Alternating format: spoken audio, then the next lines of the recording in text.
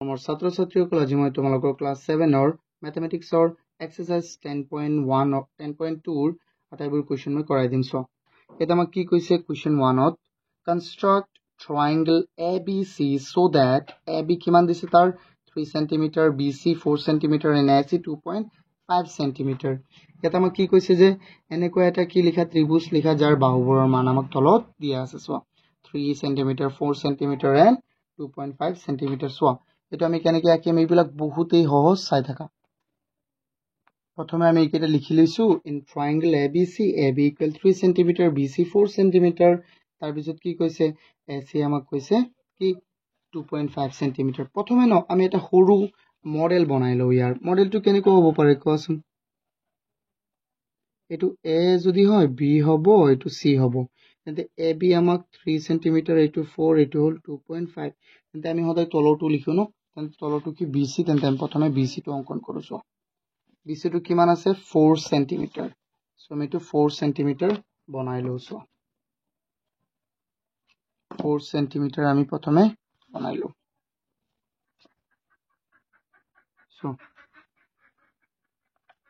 4 cm হলে এৰ এটো হল BC 4 cm, BC হৈ গল আমাৰ 4 cm। এতিয়া চোৱা এই BC যদি 4 cm হয় তাৰ পিছত প্ৰথমে লিখিম AB, তাৰ পিছত লিখিম AC। AB কিমান কৈছে আমাক AB কৈছে 3 cm। আমাক ইয়াত কোনটো দিয়া নাই কিমান হনে নহয়, যেহেতু কোন দিয়া নাই তেন্তে আমি এইটো কাটা কম্পাসৰ সহায়ত আমি এইটো কৰিম। সো কেনেকে চাবা আমাক AB টো কিমান দিয়া আছে। এতিয়া তুমি কি লব লাগিব AB লব লাগিব। এতিয়া AB কিমান আছিল 3 cm। সো তুমি ইয়াত গণি লোৱাচোন। সো ভালদৰে জুখি লোৱা। AB হল 3 cm। 3 cm মিলিছে না নাই কোৱা মিলিছে। ইয়াত AB লোৱা, ইয়াত এটা তুমি সৰুকে আৰ্ক বনোৱা বা চাপ বনোৱা। বনোৱাৰ পিছত তাৰ পিছত চাবা আকৌ AC। এতিয়া আহিল কি আমাৰ AC কিমান আছে 2.5।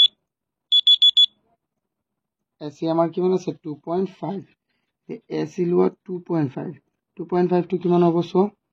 এইটো হল 0 ৰ পৰা এইটো হল 2, তাৰ পিছত এইটো হ'ব আমাৰ কি 2.5।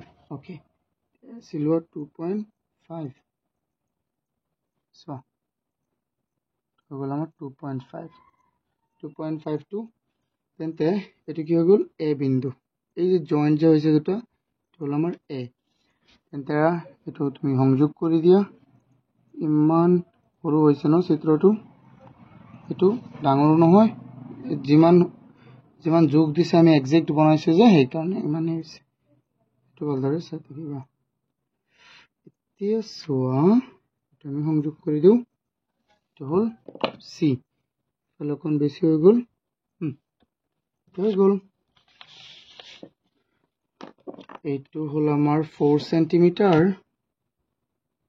এইটো হল 3 cm আৰু এইটো হল 2.5 cm। এইটো হল আমাৰ আঁকিবলগীয়া ত্ৰিভুজ। তোমালোকৰ যদি ইয়াৰ অঙ্কন প্ৰণালীটো লাগে ইংৰাজীত তেন্তে তোমালোকে মোক তলত দিয়া ডেসক্ৰিপচনত এটা চাবা WhatsApp গ্ৰুপৰ লিংক আছে, তাত জয়েন হৈ যোৱা বা মোক মোৰ নাম্বাৰটোত কল কৰিবা, তাতো নাম্বাৰটো দিয়া আছে। ঠিক আছে। এতিয়া চোৱা 2 নম্বৰটো আমাক কি দিয়া আছে। 2 নম্বৰটো আমাক দিয়া আছে AB = 6 cm, BC = 4 cm and AC = 7 cm। একেই বস্তু চোৱাচোন কেনেকে। আমি প্ৰথমে লিখি লওঁ 2 নম্বৰটো আমাক কি দিয়া আছে।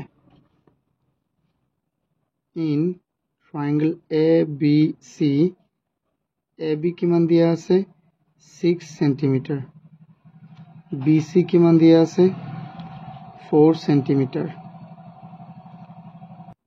আৰু AC কিমান দিয়া আছে AC দিয়া আছে 7 cm। এতিয়া সো আমি সৰু এটা আমি বনাই লও। চোৱাচোন ABC এনেকৈ আমি বনাই লৈছো। AB টো হ'ব 6, এটো হ'ব 4, এটো হ'ব 7। তেন্তে প্ৰথমে আমি কি অঙ্কন কৰিম BC ন। এটোৰ নিচিনা BC অঙ্কন কৰিম। BC টো কিমান হ'ব 4 cm। BC টো হৈ যাব আমাৰ 4 cm। সো BC হল আমাৰ 4 cm। এটা হল BC। হৈ গ'ল আমাৰ BC তাৰপিছত হ'ব AB কিমান 6 সেন্টিমিটাৰ বনোৱা এইটো 6 এইটো হ'ল 0 পৰা এইটো হ'ব AB 6 সেন্টিমিটাৰ 6 তো B কেন্দ্ৰ কৰি এটা আৰ্ক বনোৱা বৃত্তচাপ অঙ্কন কৰা তাৰপিছত চোৱা AC টো কিমান 7 AC টো হৈ গ'ল আমাৰ 7 সেন্টিমিটাৰ AC হ'ল 7 so ইমান লৈ গ'ল তো বেছি হৈ গ'ল 7 তে 7 বনোৱা এতিয়া 7 ক তুমি তো কাটি দিয়া ইফালে সো এটো কত কাটিছে এই দুটা কাটিব এ বিন্দুত এই দুটা কাটিছে এ বিন্দুত এটা তুমি সংযোগ কৰি